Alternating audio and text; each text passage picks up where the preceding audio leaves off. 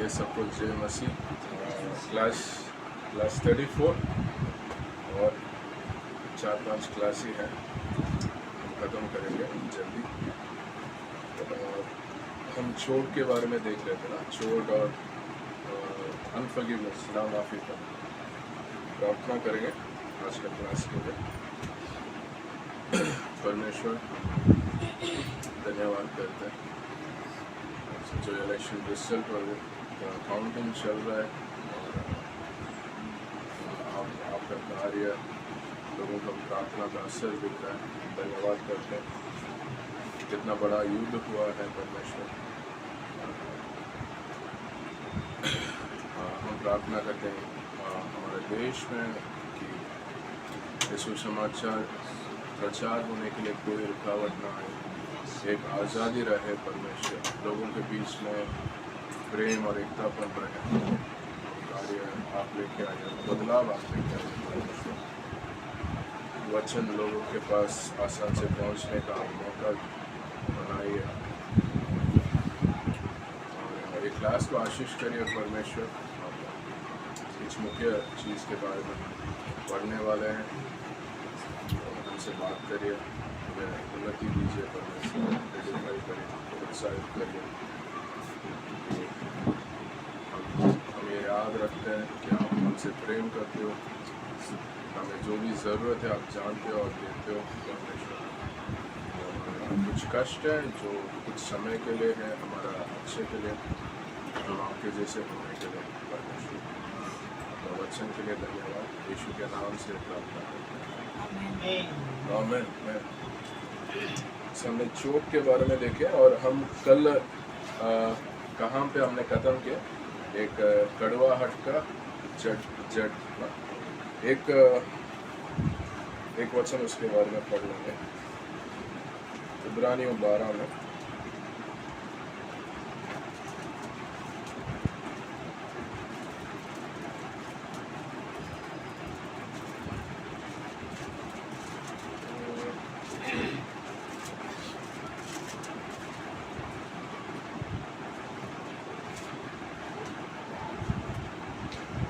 इब्रानियों 12 में 14 और 15 पढ़ेंगे, कोई पढ़ सकते हैं। सबसे मेल मिलाप रखो और उस पवित्रता के खोजी हो जाओ जिसके बिना कोई प्रभु को कदापि न देखे। ध्यान से देखते रहो, ऐसा न हो कि कोई परमेश्वर के अनुग्रह से वंचित रह जाए या कोई कड़वी जड़ फूट कर कष्ट दे और उसके द्वारा बहुत से लोग अशुद्ध हो जाए।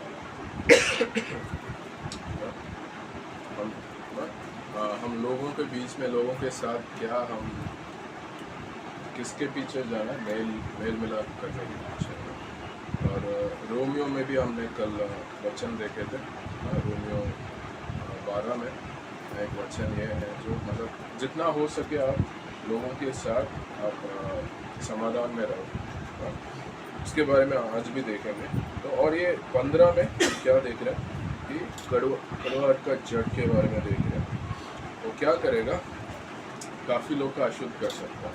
वो मुझे अशुद्ध कर रहा है और मेरे द्वारा वो कड़वाहट, वो गुस्सा, वो नफरत फैलेगा, क्योंकि वो अंदर एक जैसे ये स्प्रिंग होता है ना, एक स्प्रिंग जैसे नीचे से पानी आता रहता है कि आप सोचिए कि वो एक कड़वा पानी है, पानी आ रहा है और जो भी उससे लेंगे वो कड़वा पानी पिएंगे। कि मेरे अंदर एक अनुग्रह का स्प्रिंग हो सकता है, जो अनुग्रह आ रहा है, प्रेम आ रहा है, नहीं तो कड़वाहट का स्प्रिंग हो सकता है। स्प्रिंग जो जैसे पानी आता रह रहा है, क्योंकि उसको मैं परमेश्वर के सामने लेके जाके वो ठीक नहीं कर रहा, तो उधर ही ये मजबूत हो रहा है समय के साथ। और मेरे द्वारा शैतान उसको इस्तेमाल कर सकता है, बाकी लोग को भी वो बाकी लोग के अंदर भी अफेक्ट कर सकता है, सो उनको भी अशुद्ध कर सकता है। और इसके साथ क्या होगा, मेरा दिल भी कठिन हो जाएगा, कठोर हो जाएगा। मैं आसान से परमेश्वर का बात सुन नहीं पाऊँगा, सुनेगा तो भी उसको आज्ञा पालन करना, मानना, वो सब थोड़ा मुश्किल होगा, क्योंकि मेरा हृदय कठोर है, कठिन। तो आज इसके बारे में देखेंगे।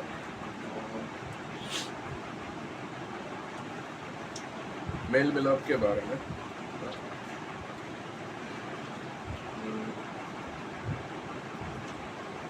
जैसे मत्ती 5 से 7 तक हमने यीशु मसीह क्या बोल रहे हैं, सर्मन ऑन माउंट बोलते हैं ना, एक पहाड़ से वो प्रचार कर रहे हैं, उपदेश कर रहे हैं, पहाड़ी उपदेश ना। उसमें काफ़ी चीज़ बोलते हैं। उसमें ऐसा बोलते हैं काफ़ी बार कि आपने ऐसा सुना होगा मगर मैं ऐसा कह रहा हूँ। वो क्या बोल रहे हैं कि खून करने के बारे में क्या बोल रहे हैं। तो पुराना नियम में मूसा के द्वारा क्या बोला है, आप किसी को खून किया तभी वो खून माना जाता है। अगर अभी आप आपका हृदय से किसी को नफरत कर रहे हो, वो भी खून करना जैसा कि अगर मेरा अंदर कड़वाहट है, उसका मतलब क्या है, मेरा अंदर चोट है और मेरे अंदर गुस्सा, नफरत सब कोई एक व्यक्ति और दो व्यक्ति के ऊपर है, तो कैसे होगा वो ऐसे है, मैं खून करने जैसे। परमेश्वर ऐसा देखते हैं। और अलग अलग स्थिति होगा किसी का चोट पहुंचाने के लिए।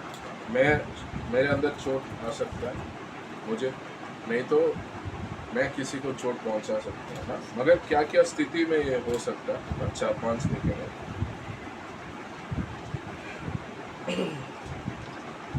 में ये अलग अलग सिचुएशन बोल सकते हैं कि पहला है कि मतलब काफ़ी है बट हम कुछ मेजर देखेंगे। पहला यह है कि एक व्यक्ति सोचेगा वो चोट लग गया, मतलब उसका लग रहा है कि किसी ने उनको अन्याय किया, मगर जो उनको चोट पहुंचाया उन्होंने ऐसा सोच के नहीं किया। उन्होंने उनको चोट पहुंचाना है करके सोच के नहीं किया, मगर उनको लग रहा है कि मेरे साथ बहुत बड़ा अन्याय हुआ। ऐसा होता है ना, कभी कोई मुझे मेरा अच्छे के लिए कुछ बता रहे हैं, मैं बुरा मान सकता हूँ। दूसरा है, मेरे अंदर चोट पहुंच गया क्योंकि गलत इन्फॉर्मेशन की वजह से, क्योंकि किसी से मैं चुगली हो रहा है, मैं किसी से बात सुन रहा हूँ और मैं चेक नहीं कर रहा हूँ सही है गलत है। अभी सोचे किसी ने बोल दिया कि देखो तेरे बारे में ये व्यक्ति आपको ऐसा बता रहा है, तो मैं क्या सोच रहा हूँ, ये जो मुझे बोल रहा है वो सही है। मैं ऐसा असम्पशन बोलते ना, मैं खुद सोच लिया ऐसा। मैं चेक नहीं किया किसी वो व्यक्ति के साथ आपने ऐसा बोला है क्या, मुझे ऐसा सुनने में आया, तो मैंने उसी को मान लिया। तो क्या है, किसी ने गॉसिप किया, चुगली किया, कुछ बोला, गलत बोला, शायद सच भी बोला होगा मगर वो अलग तरीके से बोला ना। तो मेरे अंदर चोट पहुंच गया, ऐसे तरीका।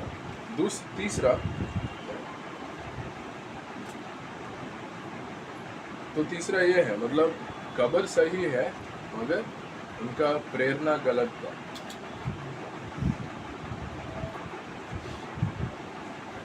उस वजह से मेरा कंक्लूशन गलत होता है।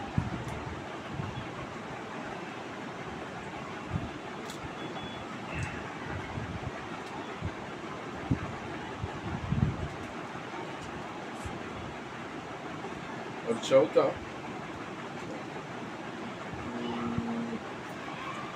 ऐसा हो सकता है कि मुझे किसी ने चोट पहुंचाया काफ़ी बार अलग अलग समय पे, और मैं वापस चोट पहुंचा दिया।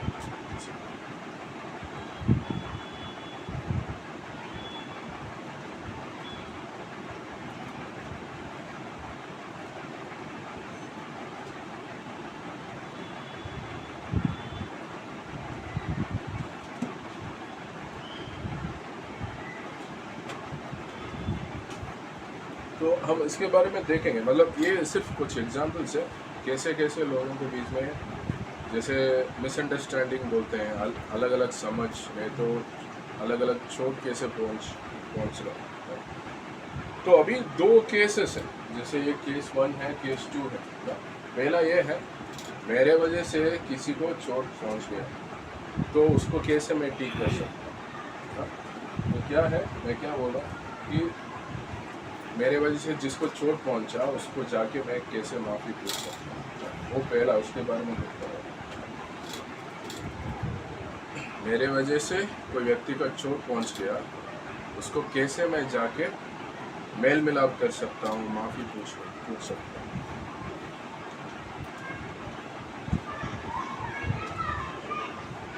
तो हम ये सोच सकते हैं ना, यीशु ने मेल मिलाप किया क्या? यीशु ने कोई जगह पे मेल मिलाप किया?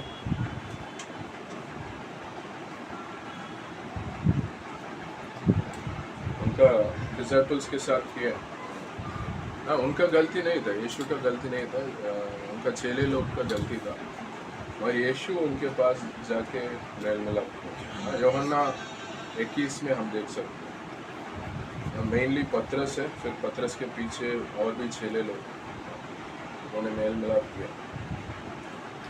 तो वो एक एग्जाम्पल है। और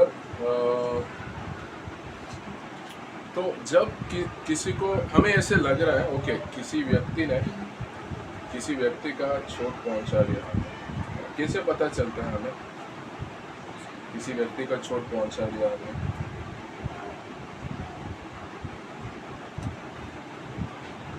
आपका एक्सपीरियंस से बोल सकते हैं। तो बोले आप, ट्राई कर लो। अगर किसी को हर्ट होता है हमारी साइड से तो फर्स्ट ऑफ ऑल तो उसके एक्सप्रेशन से पता चल जाता है कि उसे हमारे साइड से हर्ट हुआ है, और फिर उसका बात करने का ट्यूनिंग चेंज हो जाता है। या सो हमारा साथ कैसे बात क्या वो व्यवहार कर रहे हैं, हाँ, हमारे रिलेशन में चेंज दिखता है।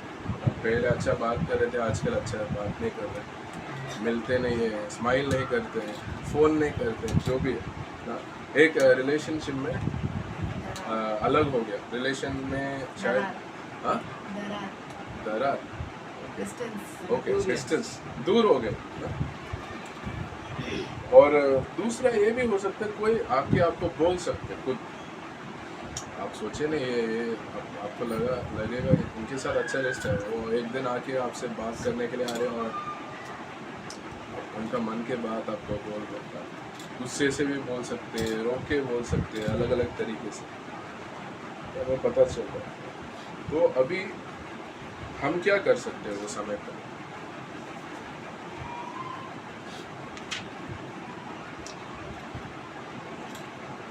मतलब मैं सोच रहा हूँ आपसे सुन के फिर मैं बोलूँ।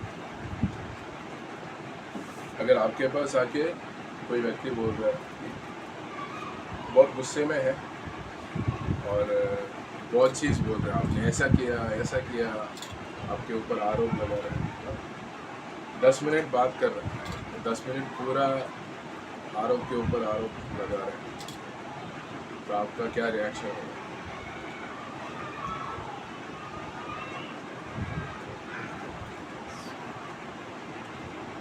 बोलिए। हाँ, प्रूफ चाहिए, आप एविडेंस पूछोगे? अच्छा ठीक है, और क्या आप पूछ सकते हैं? हमें शांत रहना और सॉरी बोलना। अगर हम गलत है, उससे गलत नहीं है तो गलत नहीं है तो उससे पहले शांत होने देने का, बाद में बात करनी, तभी उसके साथ रिएक्ट नहीं करने का वैसे। ओके या अच्छा।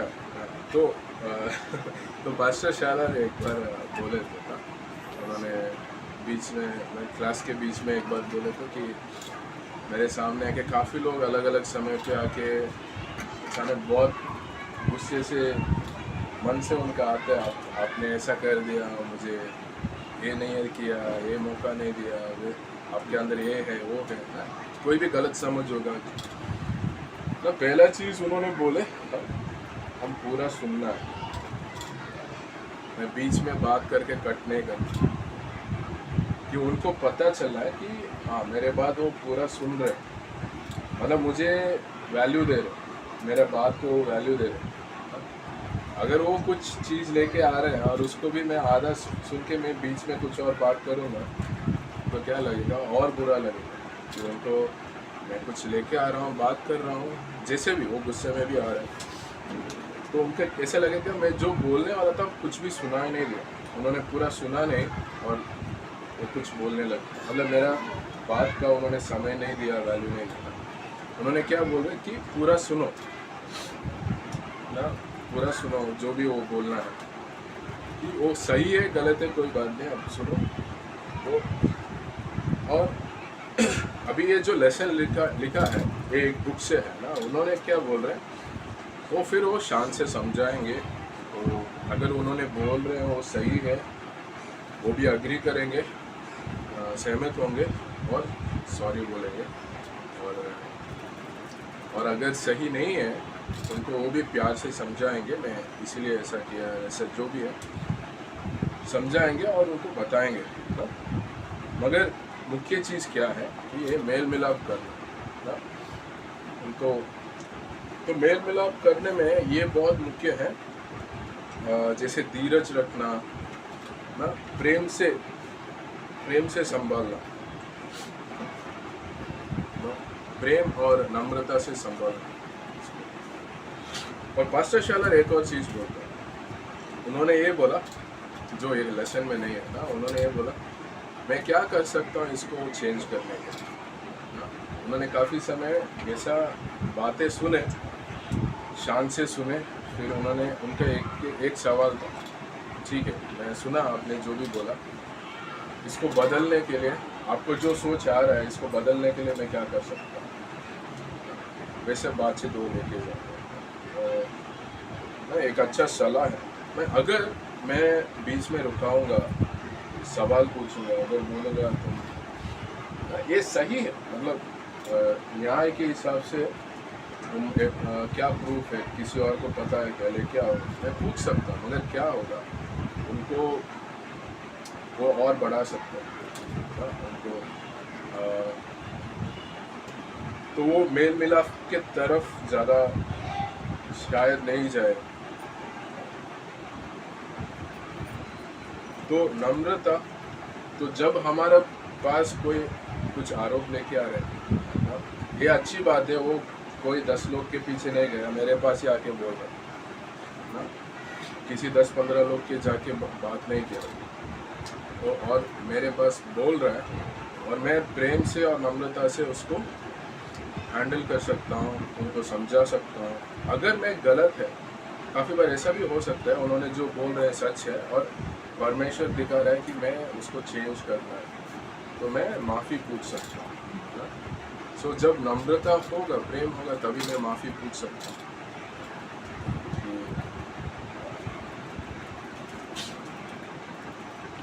अब इधर मतलब कोई ऊपर नीचे का बात नहीं है ना। दाऊद राजा था, वो उरैया का मारा, उरैया एक ना, उरैया जो एक आर्मी में एक सिपाही था ना, हाई रैंक सिपाही था, मगर परमेश्वर उसको छोड़ा नहीं।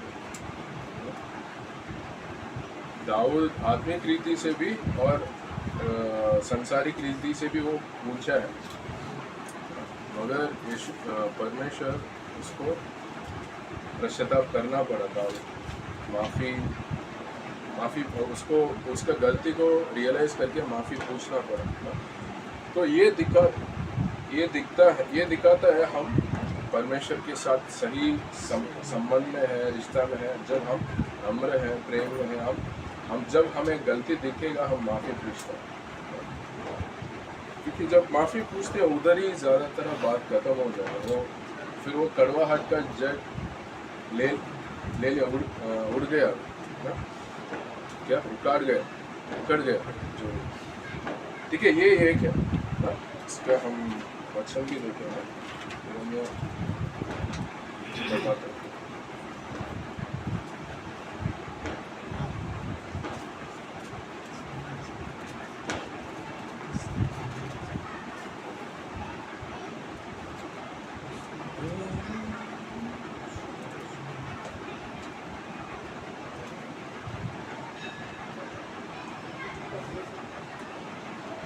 रोमियो का 14 19।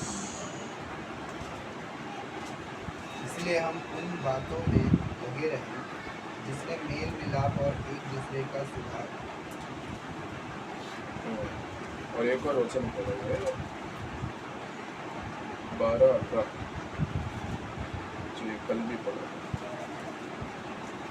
जहाँ तक हो सके किसका 12 रोमियो जहाँ तक हो सके उन सब मनुष्य के साथ मेल मिलाप रखें। ठीक है। हम पहले चीज़ हम जब कोई आ रहा है आरोप लेके तो हम क्या सोच रहे हैं कि ऐसे नहीं, हमारा सोच ये नहीं है ये कैसे मेरे सामने आ गया, मैं भी बदलाव दूंगा, मैं भी लड़ूंगा।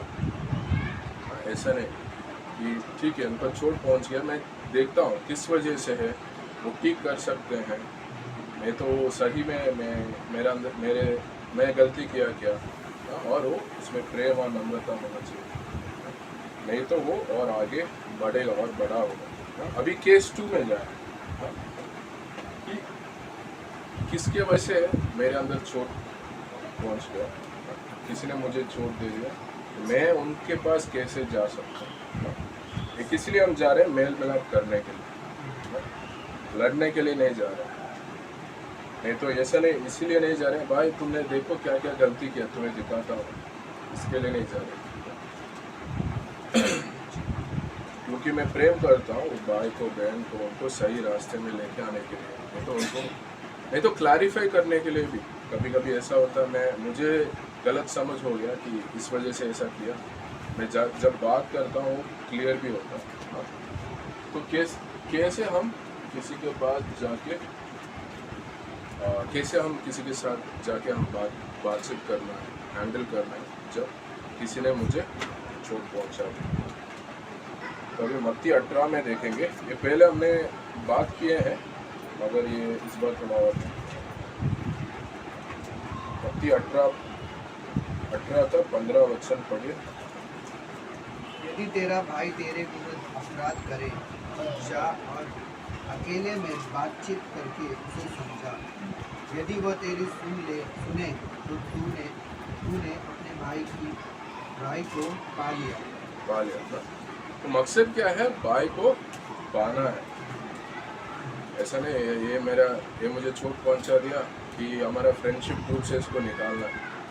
अभी तुम मेरा फ्रेंड नहीं, ये परिवार से मुझे निकालना है, कलीसिया से मुझे निकालना है। ऐसा नहीं, वो आत्मा नहीं है हमारा। तो हम क्या करें, मेल मिलाप करने के लिए जा रहे हैं, तो पाने के लिए, वापस उनका हृदय को जीतने के लिए हम जा रहे हैं। तो पहला स्टेप क्या है, अगर मुझे पता चल ओके मुझे चोट लग गया, मैं क्या कर रहा हूँ, पहले मैं प्रार्थना कर रहा हूँ कि अगर मैं तुरंत जाऊँगा गुस्से में, क्या होगा, मैं गुस्से में बात करूँगा। जब मैं गुस्से में बात करूँगा, सामने वाला भी गुस्से में रिस्पॉन्ड करेगा ना ज़्यादातर। तो उस वजह से ज़्यादातर मेल मिलाप फेल होता है। तो इधर वचन 15 में क्या लिखा है ना, पहले वो आप अकेले जाओ उनके साथ, उनके पास। बट एक और बात है,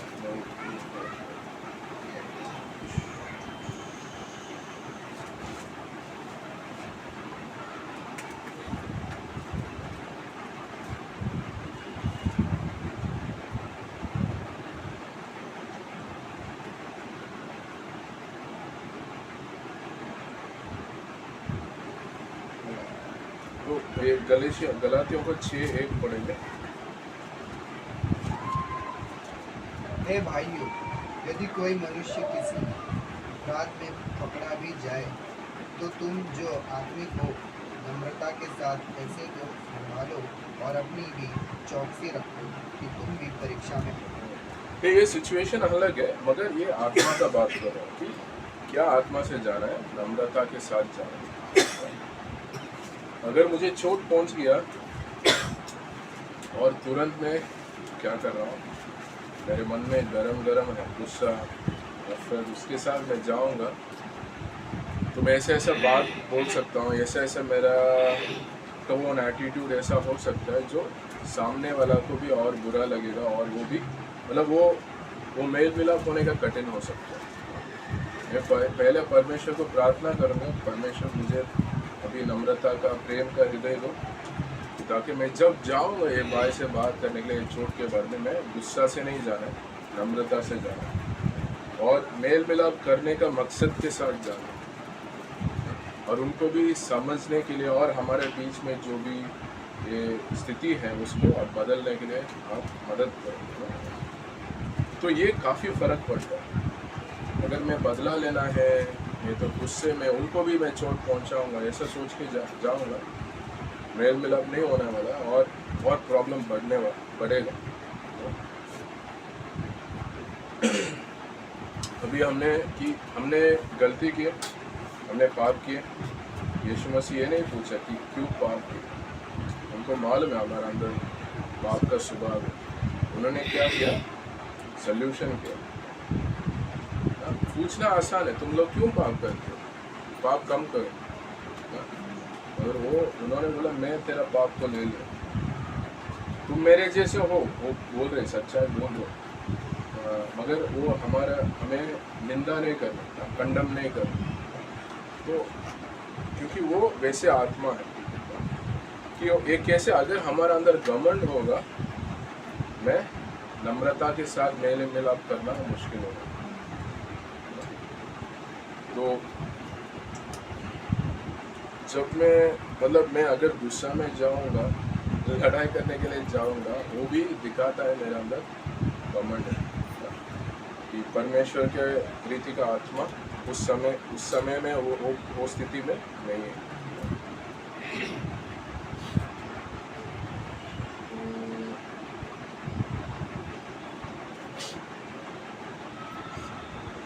दो कुरिन्थियों का 5 देखेंगे।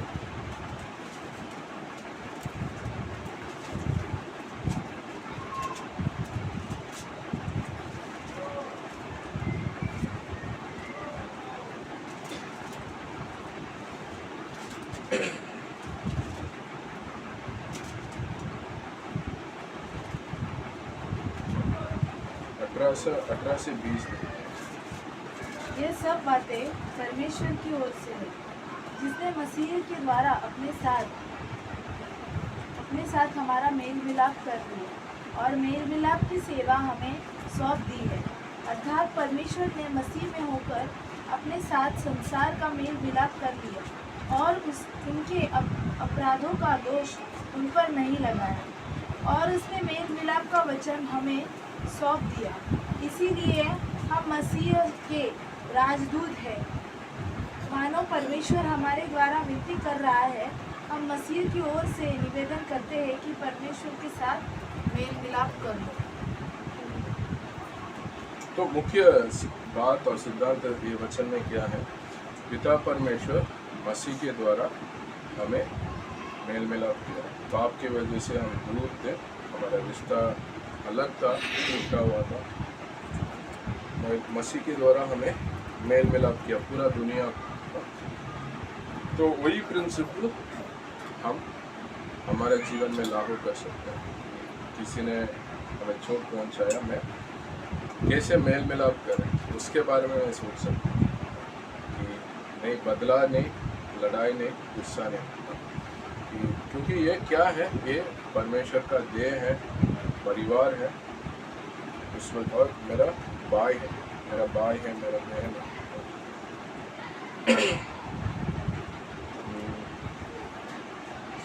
और एक और वचन देखेंगे इफिसियों 4 का।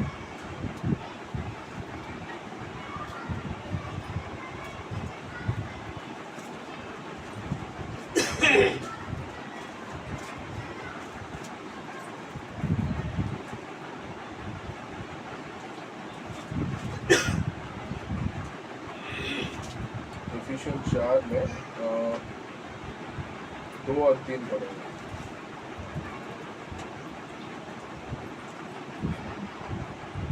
अर्थात सारी दीनता और नम्रता सहित और धीरज धरकर प्रेम से एक दूसरे की सौंप और मेल के बंधन में आत्मा की एकता रखने का यत्न कर, हमने पहले पढ़े है ना कि शैतान कैसे कार्य करता है हमारा परिवार में, हमारा कलीसिया में, हमारा बीच में एकता नहीं होने को ना। अगर एकता होगा तो कैसे होगा कि हम सब मिलके आगे बढ़ेंगे ना। वो रोमियो सिपाही लोग का देखे थे ना, एक शील्ड ऑफ फेथ था, विश्वास का डाल था।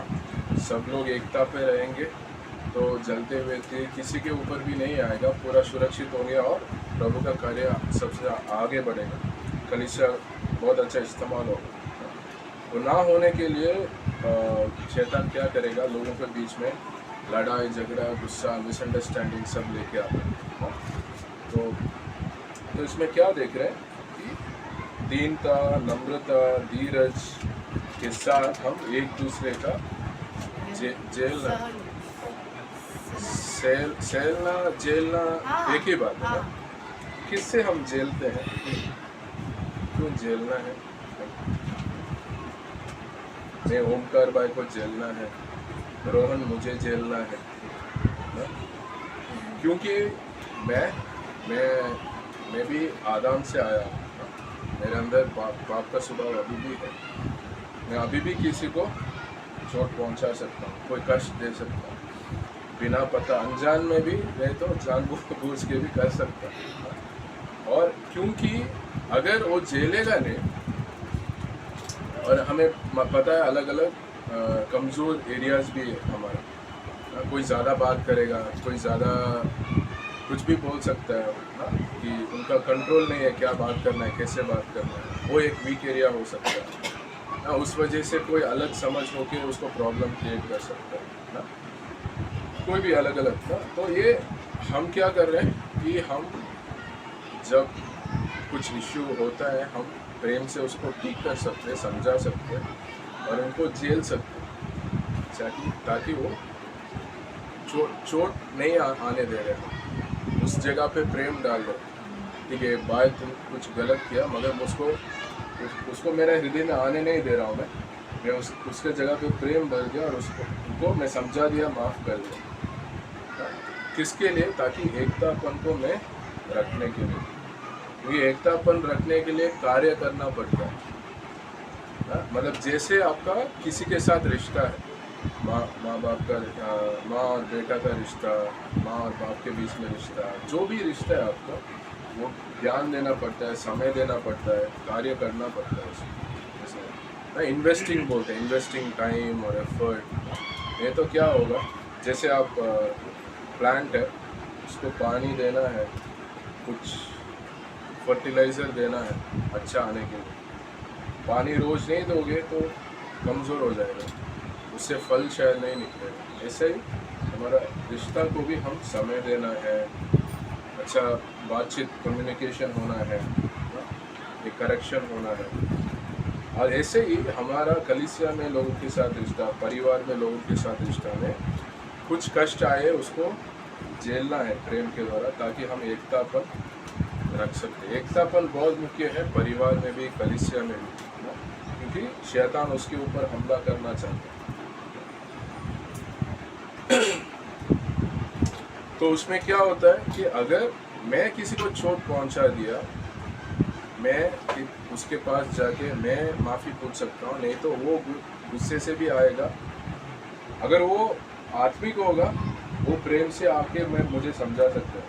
अगर वो आत्मिक नहीं है, कलीसिया में है, यीशु को मानते हैं, कभी कभी आत्मिक नहीं है, वो आके गुस्सा से बात करे। अगर मैं आत्मिक हो गया, मैं ठीक है वो गलत है तो मैं माफ़ी पूछ सकता हूँ। और दूसरा भी हम क्या देख रहे हैं, कैसे अगर मैं किसी ने मुझे चोट पहुंचा दिया, मैं उनके पास गुस्सा में नहीं जा रहा, मैं नम्रता से जा रहा हूँ, धीरज से प्रेम के साथ जा रहा हूँ, उनको झेल रहा हूँ, समय दे रहा हूँ। पास्टर गैरी एक बार ऐसा बोले कि मुझे कोई व्यक्ति मुझे चोट पहुंचा रहे हैं, बात नहीं सुन रहे, तो उन्होंने एक आप क्या करोगे, किसी ने उनको सवाल पूछा, उनको बोले कि उनको झेलो, काफ़ी टाइम दे दो उनको। और उन्होंने बोले कि आपको पता नहीं है, आपके पास इतना क्षमता होगा, आप सालों साल उनको झेल सकते। और परमेश्वर भी उनके साथ कार्य करेगा, उनको दिखाएगा, उनको बदलेगा वो समय पे, झेलने समय।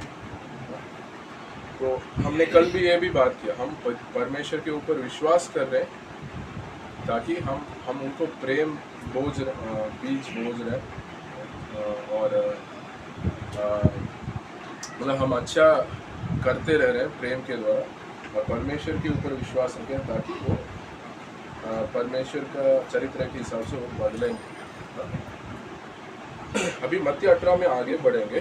तो पहले क्या हो रहा है, मैं अकेले जा रहा हूँ और बातचीत कर रहा हूँ नम्रता के साथ, दीनता के साथ। अगर वो भाई माना नहीं मैंने ऐसे नहीं किया, कुछ भी अजीब बात कर रहा है, उनके अंदर से वो समझ नहीं आ रहा है ना, कोई क्लैरिटी नहीं मिल रहा, तो आगे कैसे बढ़ सकते हैं। अभी मत्ती 18 में वचन 16 और 17 देखेंगे।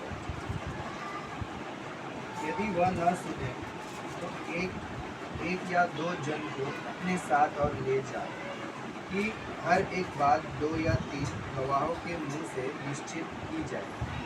यदि वह उनकी भी न माने तो कलीसिया से कह दे, परंतु यदि वह कलीसिया की भी न माने तो तू उसे अन्य जाति और महसूल लेने वाले जैसा जान।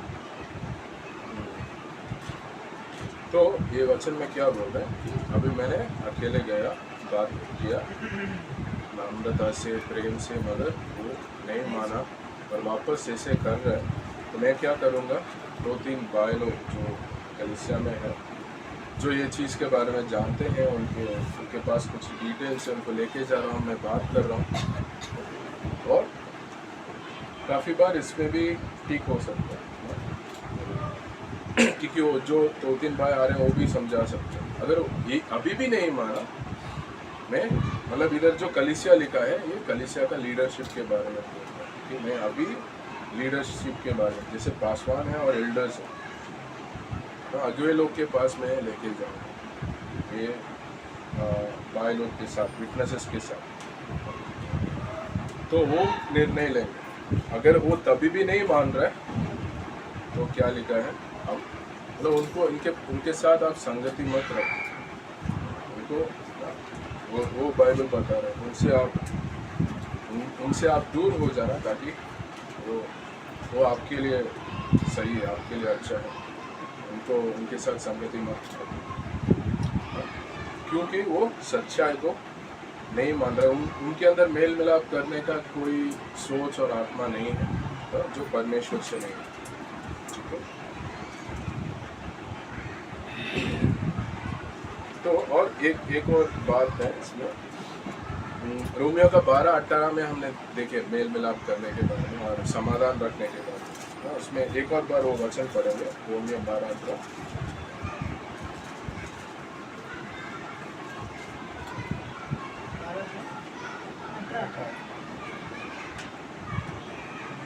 जहाँ तक हो सके तुम भरकस सब मनुष्यों के साथ मेल मिलाप करो। सो इसमें क्यों लिखा है जहाँ तक हो सके कि आप मनुष्य के साथ मेल मिलाप करो। कुछ ट्रांसलेशन में इंग्लिश में पीस लिखा है, मतलब समाधान रहो, झगड़ा ना करो। अभी इसमें क्या बोल रहे हैं, अभी कुछ इशू हुआ किसी के बीच में, किसी के विरुद्ध, मैं झगड़ा करके निकल नहीं रहा, तो उसी में एक गुस्सा, कड़वाहट ज़्यादा हो सकता है। अब क्या हम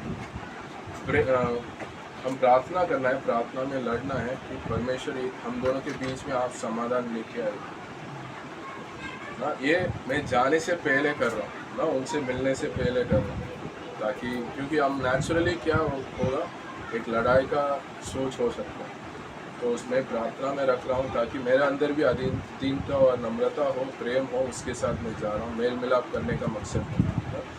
अभी इसमें 2 चीज़ हो सकता है ना, कि अभी पीस जो समाधान लेके आने के लिए सोच है, उसमें एक इम्पॉर्टेंट बात यह है सच्चाई के साथ होना, कि 2 अलग तरीके के लोग हैं जो समाधान रखना चाहते हैं, एक दूसरे लोग हैं समाधान बनाना चाहते हैं। जैसे आप सोचे कि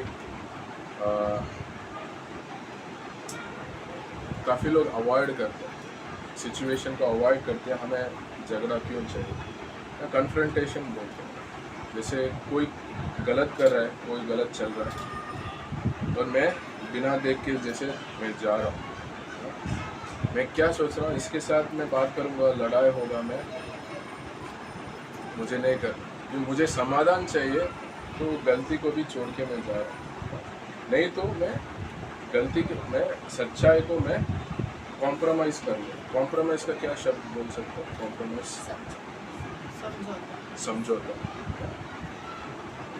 झूठ के साथ मैं समझौता कर रहा हूँ कि अब अगर किसी ने मुझे चोट पहुँचा दिया, मैं क्या सोच रहा हूँ कि मैं उनके साथ जाके मैं बात ही नहीं करूँगा, ताकि ऐसा दिखे बाहर से सब कुछ ठीक है लोगों को, और मैं उसमें एक झूठ है, और झूठ की वजह से मुझे चोट हो गई कि मैं बात करके क्लियर कर सकता हूँ, ताकि अगर मैं बात नहीं कर रहा हूँ, मेरे अंदर एक डर है, उस वजह से मैं उसको क्लियर नहीं कर रहा हूँ, बात नहीं कर रहा हूँ, और उसके साथ साथ मेरे अंदर भी समाधान नहीं है।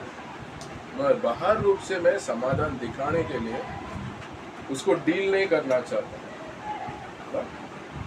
तो अगर मैं बात करूँगा, प्रॉब्लम और बढ़ गया तो नहीं, ऐसा डर, कोई भी डर हो सकता है, नहीं तो मैं उनके साथ जाके इसके बारे में बात नहीं करना चाहता, मुझे इच्छा नहीं है। तो एक बाहर रूप से समाधान जैसे दिखेगा, मगर रियल समाधान नहीं है। तो ये क्या है, इसमें एक सच्चाई के साथ एक समझौता, कॉम्प्रोमाइज़, एक सच्चाई का कॉम्प्रोमाइज़ भी होता है कि अगर मैं सच्चाई के साथ खड़े ना होने के लिए, मैं समाधान रखने के लिए मैं झूठ के साथ भी खड़े हो सकता हूँ। अगर मैं झूठ के साथ मतलब मैं आदेश नहीं है, मतलब अगर मैं समाधान रखने के लिए, दिखाने के लिए मैं झूठ के साथ खड़े हो गया, वो गलत बात है। उस समय मैं क्या कर रहा हूँ, समाधान रखना कोशिश कर रहा हूँ, ये पीस कीपर्स। और दूसरे लोग हैं, तो ये पीस कीपर्स, ये डॉक्टर कार्ल स्टीवंस पता नहीं, और दूसरे लोग हैं पीस मेकर्स, समाधान जो बनाता है। मगर ये क्या करते हैं, ये जाते हैं, बात करते हैं, सच्चाई के अनुसार, परमेश्वर का वचन के अनुसार बात करते हैं। अगर उन्होंने कुछ गलती किया, उनको समझाते हैं प्रेम से। अगर पता चल रहा है मैं ही गलती किया, तो माफ़ी पूछते हैं कि ये इधर क्या है, वो सच्चाई के साथ खड़े हो रहे हैं और जाके बात करने के लिए डरते नहीं, क्योंकि क्या होगा, वो चोट फैल सकता है, चोट उनके अंदर भी बड़ा हो सकता है और कड़वाहट का जड़ पैदा हो सकता है, और वो फैल भी सकता है बाकी लोग के पास। तो अगर हम मेल मिलाप किया, वो सारे प्रॉब्लम को हम सॉल्व कर सकते हैं पहले से। तो हम पीस कीपर्स नहीं बनाना है, बाहर रूप से समाधान नहीं दिखाना है, झूठ के साथ नहीं खड़े होना है कि डर के वजह से। हम दृढ़ से हम जा सकते हैं, सच्चाई के द्वारा हम उसको सच्चाई और प्रेम के साथ हम उसको सॉल्व कर सकते हैं।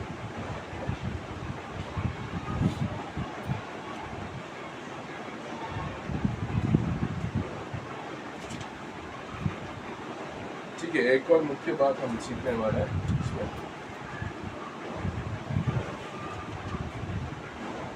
इसका हिंदी शब्द मुझे मालूम नहीं है, सेंटिमेंट क्या होगी, ये भी एक मुख्य बात है।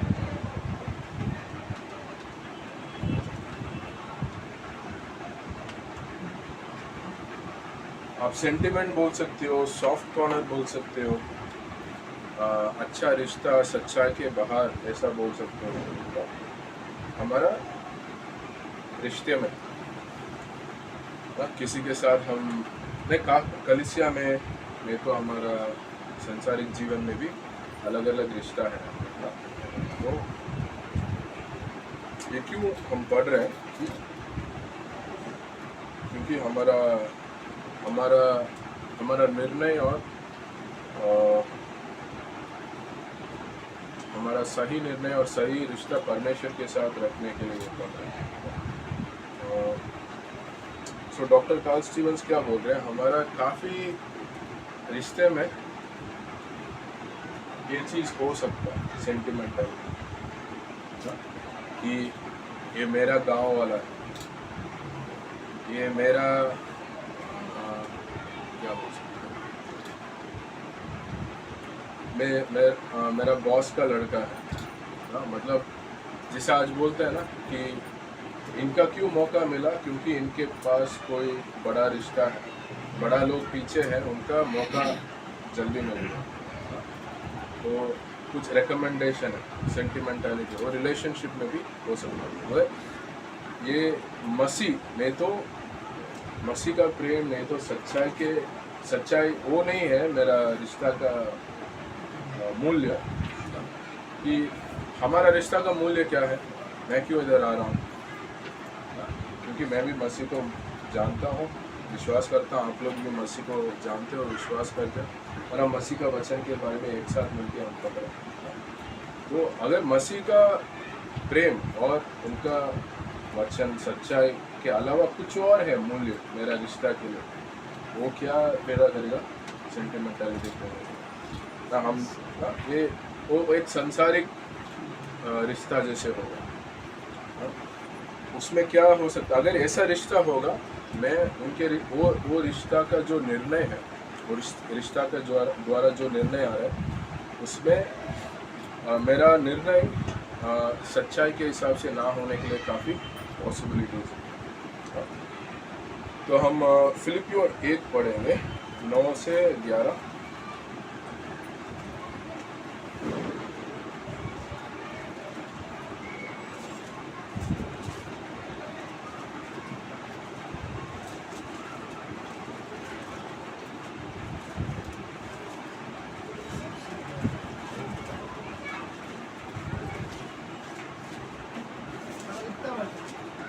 फिलिपियों 1 मैं यह प्रार्थना करता हूँ कि तुम्हारा प्रेम ज्ञान और सब प्रकार के लिए सहित और भी बढ़ता जाए, यहाँ तक कि तुम उत्तम से उत्तम बातों को ले जानो और मसीह के दिन तक सच्चे बने रहो और ठोकर न खाओ, और उस धार्मिकता के फल से जो यीशु मसीह के द्वारा होते हैं भरपूर होते जाओ, जिससे परमेश्वर की महिमा और स्तुति होती है। नौ वचन वापस पढ़िए बाबा। मैं यह प्रार्थना करता हूँ कि तुम्हारा प्रेम ज्ञान और सब प्रकार के विवेक सहित और भी बढ़ता जाए। सो ये इसमें क्या बोल रहे हैं, ज्ञान और विवेक का बात हो रहा है, नॉलेज एंड डिसर्नमेंट, ताकि 10वां वचन में, ताकि आप ग्रहण कर सकते हैं, नहीं तो अप्रूव कर सकते हैं जो सही है, सच्चाई है, कि क्योंकि ये रिश्ते में भी लागू होता है कि तो मेरा रिश्ता का मूल्य क्या है, मसीह का प्रेम, मसीह का वचन। कुछ और मूल्य होगा, फिर मेरा ज्ञान अलग होगा, मेरा विवेक अलग होगा, संसारिक विवेक होगा, तो और वो मेरा डिसीजंस को भी अफेक्ट करेगा।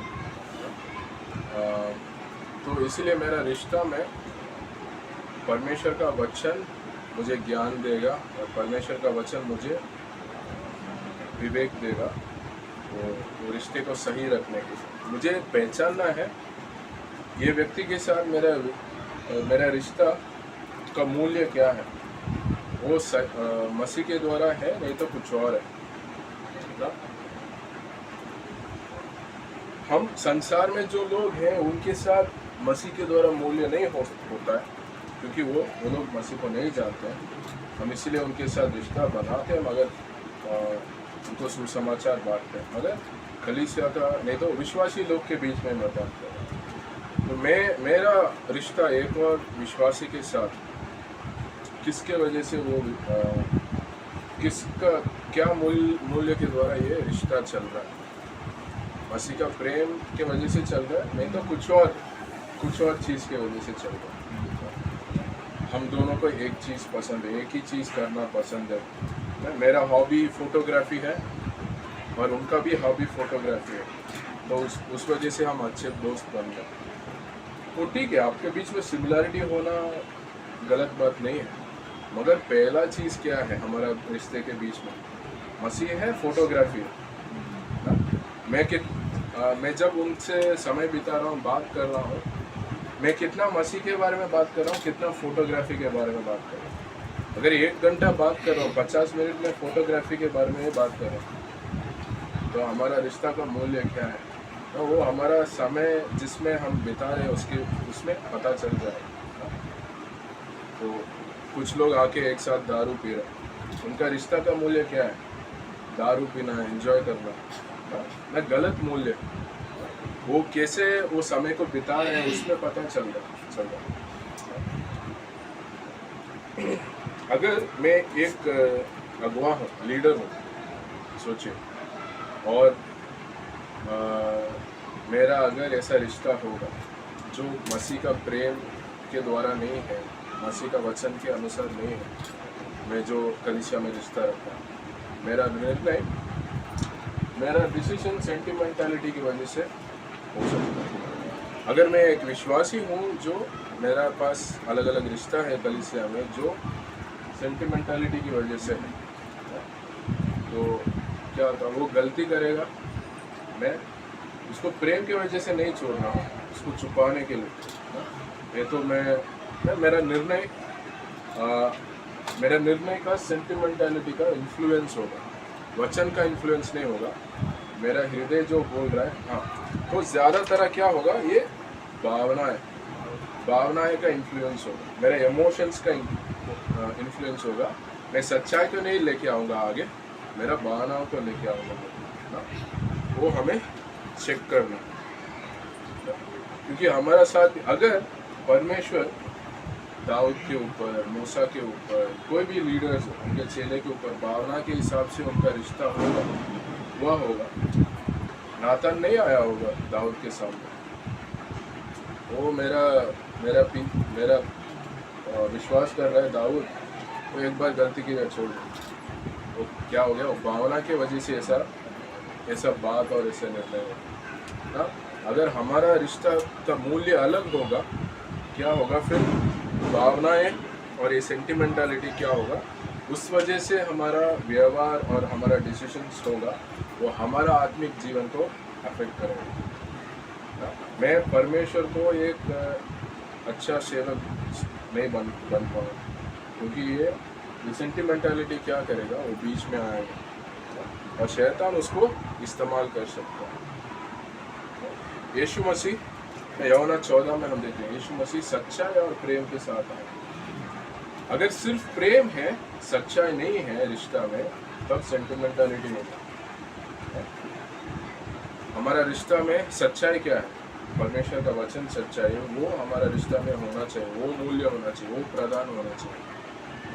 अगर वो पीछे है, प्रेम है, सच्चाई नहीं है, कुछ और मूल्य है, वो सेंटिमेंटल रिलेशनशिप है, वो हमारा आत्मिक जीवन के लिए, हमारा रिश्ता के लिए अच्छा नहीं होगा। ठीक है, लास्ट पॉइंट हम देखेंगे कि परमेश्वर क्या चाहता है। परमेश्वर जैसे हमने चोट और नामाफीपन के बारे में देखें, कड़वा हटकट जल के बारे में देखें, ये सब क्या करेगा? एकतापन नहीं होने देगा। तो चर्च कलीसिया में हो, परिवार में हो, क्या होगा? अलग अलग झुंड होंगे, नहीं तो अलग अलग लोग होंगे, वो आ रहे होंगे, मगर मन परमेश्वर के साथ सही नहीं है, कलीसिया के साथ भी, कलीसिया में कुछ लोग के साथ सही नहीं है। तो एक वचन मत्ती 5 में वचन देखेंगे, मत्ती 5 में 23 और 24।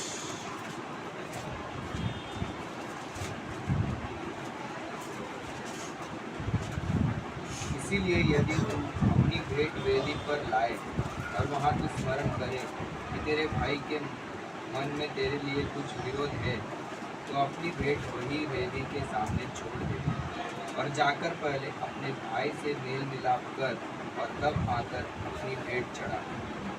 तो पास्टर काल एक बार काफ़ी बार किए होंगे। मैंने कलीसिया में आने के बाद मैं सुना कि एक मैसेज में बोल रहे थे, अगर ये वचन आज ये सर्विस में लागू होगा, हम कितने बजे सर्विस शुरू करेंगे हमें पता नहीं।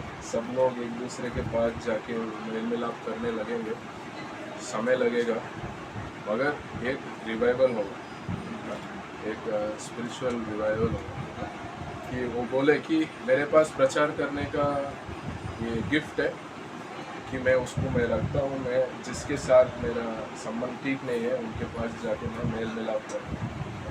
मेरे पास म्यूज़िक का गिफ्ट है, मैं इसको परमेश्वर के पास रख रहा हूँ, मैं जाके मेल मिलाप करके फिर मैं वो गिफ्ट को इस्तेमाल करता। काफ़ी बार हम ये ऑफरिंग को समझते हैं ना, बेट को समझते हैं, मगर हम परमेश्वर हमें जो दिया हुआ टैलेंट है जो कलीसिया का उन्नति के लिए इस्तेमाल करें, आत्मिक वर्गा, उसके बारे में पास्टर डालने बात उसको मैं अगर मैं मेरा मन के अंदर कड़वाहट है मगर मैं वर्शिप कर रहा हूँ, नहीं तो प्रार्थना कर रहा हूँ, मैं हाथ ऊपर उठा के प्रार्थना कर रहा हूँ, परमेश्वर पहले एक चीज़ क्या देखे, मेरा हृदय को देखे। इसीलिए मेरा हृदय को सही रखना बहुत मुख्य है। अगर मेरा हृदय सही नहीं रहेगा, मैं जितना भी प्रचार करूं, बहुत अद्भुत चीज़ प्रचार करूं, परमेश्वर पहले मेरे हृदय को देखे, वो कोई भी वो व्यर्थ होगा। वो 1 कोरिन्थियन 13 में सब यही बात है। प्रेम, हमारा प्रेरणा क्या होना चाहिए? प्रेम होना चाहिए। प्रेम के बिना जो भी हम करेंगे उसका कोई फल नहीं है ना, व्यर्थ है। तो इसलिए मेल मिलाप बहुत मुख्य है। हम दोनों चीज़ देखे हैं कि ये 1 तिमोथी 2:8 आप बाद में पढ़ सकते हैं।